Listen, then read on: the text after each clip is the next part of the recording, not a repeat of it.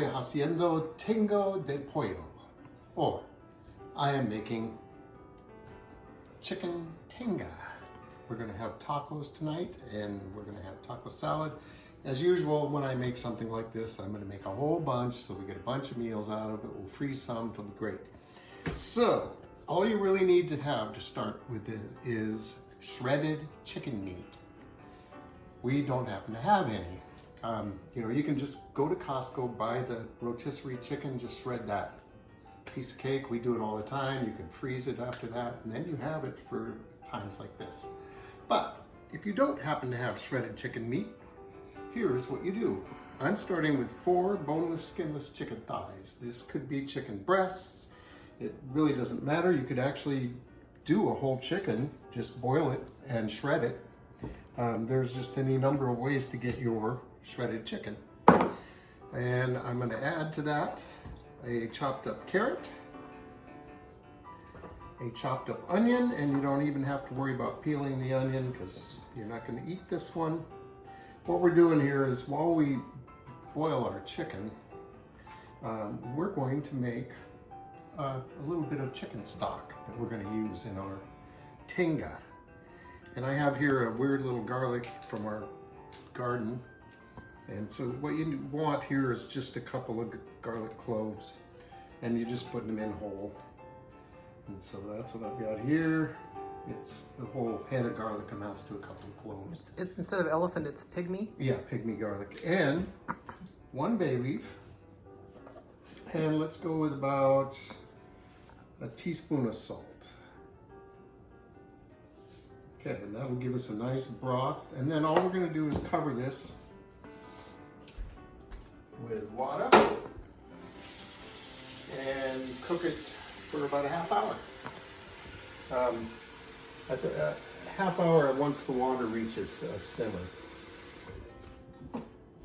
And that will give us some chicken to shred. As you can see, this would be a lot less time consuming if you already have the chicken shredded. But we'll come back when we have some cooked chicken. So now we can make our sauce. Now what gives tinga its distinctive flavor is chipotle. So what I have here is 1 pound of tomatoes. We're using roughly chopped. We're using some of the very first tomatoes from our greenhouse for this year. And those sometimes come out with a little bit mushy texture, but great flavor. So this is a really good use for them. I also have 3 Pasilla chilies. I removed the seeds and stems and just broke them up into small pieces. If I had guajillos, I'd probably use those, but I don't. So Pasilla as it is. Sometimes it's best just to use what you have. So these are going to cook for about 10 to 15 minutes. And then it's going to go into a blender with everything else in the sauce. And what I have here is 2 Chipotle chilies in adobo sauce that I've chopped up. And here's a tip for you. When you open a can of these, you hardly ever use the whole can. I would say like never. Never. And if you have one of these, or even if you don't, you can measure it out another way. But what we're going to do is we're going to chop all that up and we're going to measure it out into 2 tablespoonful cubes and freeze it. Or maybe even 1. So it's there for, you know, when you need it. And I also have some garlic. This is fresh garlic from our garden. And we have here a teaspoon of thyme, a teaspoon of cumin, and a teaspoon of Mexican oregano. The thyme also came from our garden and was dried by the lovely Miss Kelly. So all that is going to go into the blender once we get our tomatoes cooked. So we're just going to put a little water in here and get that process going. Right, the chicken's done. I'm going to pull it out of the pot and let it cool a little. Still want to shred it while it's still somewhat warm. It's just easier. And then we'll save our broth We may need as much as 2 cups of our chicken broth before we're done here.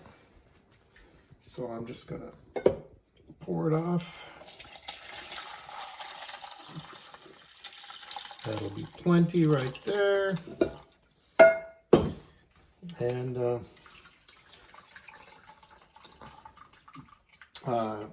the tomatoes and chilies are almost done, and then I'm going to let those cool off. Putting hot food in a blender is not it's risky. It works, but it's risky. So it's much better to let them cool off for a while. All right, so we'll come back once everything cools off a little. Okay, so I'm shredding the chicken. You know, we're going to put this on tacos, probably end up on some tostadas. Taco salad. Taco salad. So I want it to be kind of small. You can just use like 2 forks, right? Isn't that Yeah, how you some can. people do it? You can do this with a fork. Or like 2 forks. I kind of prefer to use my fingers. But yeah, you can just pull it apart with forks like you would pulled pork. But I like this way. Gets nice and messy. I don't know if you can hear that hawk, but we've got a hawk outside. Hunting, hunting, hunting. I think he wishes he'd gotten this chicken. Okay, we'll spare the details while he magically gets that done. He's the best shredder. And our tomatoes are cooling, so we can make the sauce pretty soon once this is done. So we're getting there. Okay. So we are ready to assemble our sauce. I have my tomatoes. Best way to get these in here. I'm probably gonna make a mess. No, you never make any messes. Just normal.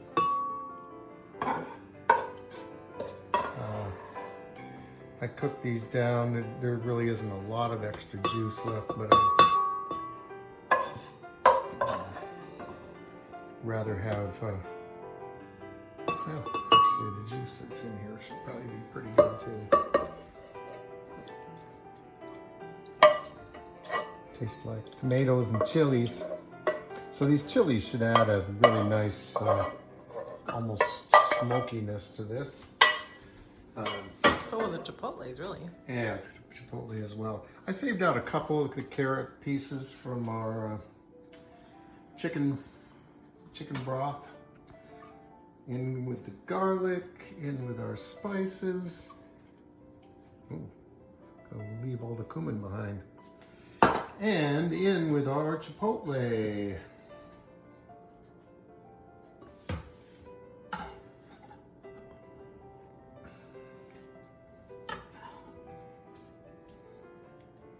And then I'm going to add, at this point, about a cup of chicken broth from our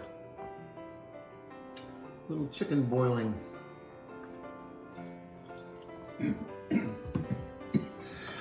Ooh, spicy? Oh! Yeah, chipotle spicy. Yeah, it is. This is not going to be That's good. And while I've been working on that, Kelly's been working her magic on some Pacific grillers here. butchering them is more like it. But that to look forward to. All right, so I'm going to blend this up really well. Let's just... and we'll come back when it's all smooth. So there's our sauce. It's lovely and smooth. We have our chicken ready. So the next step for this is just to assemble our tinga, and we'll cook it some more. So we'll come back when some of this mess is cleaned up. All right, let's get this tinga going, man. I have here 2 onions that I have diced, and I am putting them into, I have some bacon fat in the pot, and I'm putting the onions in the bacon fat. I was thinking, you know, lard would probably be traditional, so bacon fat. Why not? As close as we've got. And, you know, even if it's not the best idea, how bad can it be? No. It's bacon fat. All right, so we are going to cook these onions for a little while. I'd say this is going to take 10 to 15 minutes to get these cooked down just a little bit before we add our meat and our sauce into the pan and let those flavors cook together for a while. All right, the onions have cooked down. This has been about 12 minutes. I added a little bit of chopped garlic to this too. You can see that they're starting to brown a little. This is perfect. It's going to give great flavor. In goes our shredded chicken. Been in the fridge, so it kind of stuck together, but we'll get it in there. Not for long. No. And then on top of that, I think I'm going to put another half teaspoon or so, 3/4 teaspoon of cumin. Flavor that's going to work great with the chipotle. We'll do a little mix. And then we will add our blender full of sauce. This might split. Meaning spit onto the ceiling? Yeah, on camera. Yeah, that too. In your face. Alright, so that's pretty good. That's most of it. And we again mix. So you can see there's still quite a bit of liquid in here. We really want this to cook and let some of that moisture evaporate and some soak into the meat. But look at that. It's a beautiful thing. Yeah, that's gonna be something right there. Yeah, it was pretty spicy, wasn't it? Yeah. I like my food really spicy. I love a dinner where you eat and after a little while you start to sweat just a little bit and maybe your nose runs. Maybe enter another dimension for a little while. I like that. But you know, not everybody does, so you have to cook for somewhere in the middle. And that's where this is going to end up. We'll come back when it's cooked together a little. All right, so here is our Tinga de Pollo.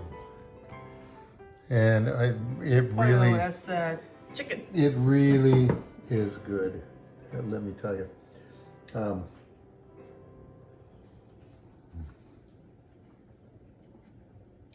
This just hits all the right notes for Tinga. It's really quite spicy. This is going to be one where if you were eating a lot of it, you sweat and enter another dimension. It's great. I really enjoy this. If you don't like things quite that spicy, you could use a little less chipotle. Because really there's nothing else in here that's spicy except the dried peppers. Chipotle is pretty spicy. And, the dried peppers I wasn't expecting to be very spicy, but I rubbed my eye. Oh yeah, that was and the I thing. learned. Be very careful. I learned. So there you have it. We are going to put together some tacos using our Tinga, but you know, by the time the tacos put together, you don't see the meat. So we will come back and show you the finished product though. All right, so how fantastic is this? We got 3 Tinga de Pollo street tacos, kind of almost. And by the way, while that was all cooking, I cut up some cherry tomatoes into eighths and mixed them with some habanero and some cilantro, some green onion, lime juice, salt, and a little bit of sugar, and made this really nice little pico de gallo sort of thing to go on our tacos. So there you have it. Thanks for watching Two Cooks in the Kitchen, and we'll see you next time.